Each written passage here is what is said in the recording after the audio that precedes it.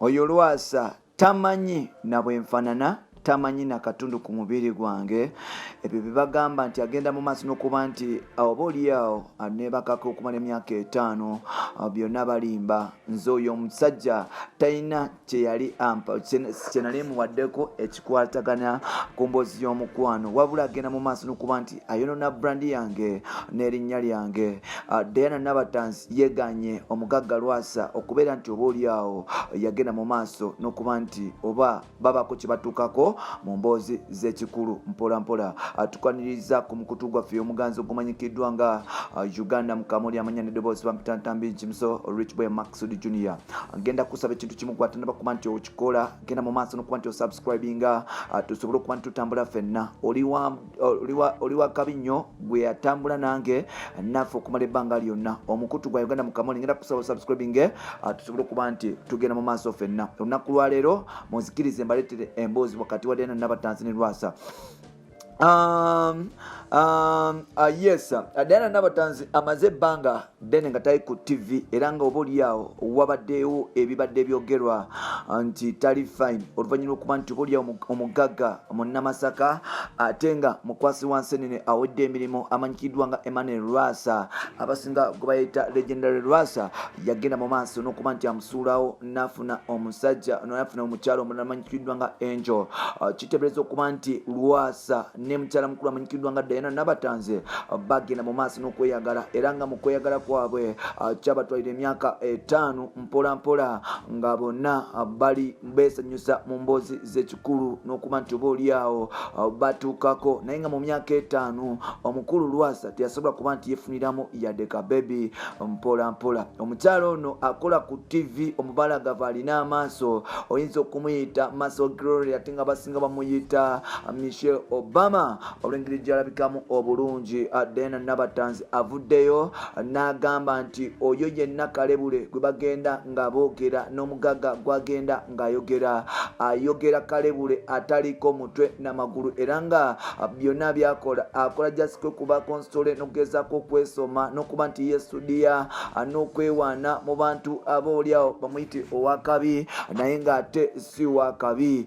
Diana Nabatanzi avuddeyo n'agamba nti mu myaka 5 gy'abadde ne Lwasa tebalina kyeyamukolako yadde okumukwatako yadde okubaako ne kyeyekolera mu nsonga z'ekikulu. Agamba nti ono omusajja agenda mu maaso n'okuba nti yesoma bwa justi naye ng'ate talina kyeyakolawo yadde era nga bw'aba nga alina kyeyakolawo aleete evidence nti mu myaka 5 tosobola kubeera na muntu myaka 5 neyewaana nga bwe yewaana nga tomulinaamu na mwana just okubeerawo nga mwesudia bwesudia. Diana Nabatanzi avudde n'agamba nti nze right about now nina career gyenwaninga.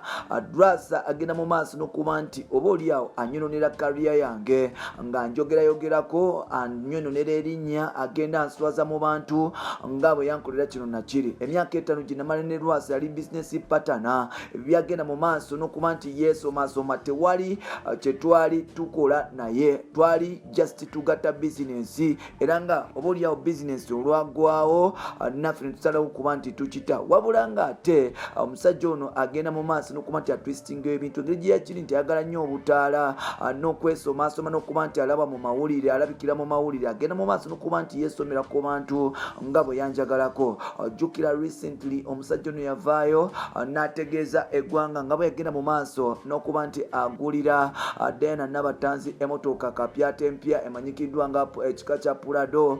Bwe yagenda mu maaso n'okuba nti agimuwa yavaayo n'agamba nti yawonya Diana Nabatanzi enzigo takugatta n'obusigo bwe yali asulamu saidi z'e Makindye n'amuzimbira ennyumba gagadde saidi z'e Wakiso era ng'agamba nti omukyalo ono talina kyamwekwasa wabula agamba nti yagenda mu maaso n'okuba nti akyusa embeera ze n'okuba nti oba oliawo asala okufuna omukyalo omulala.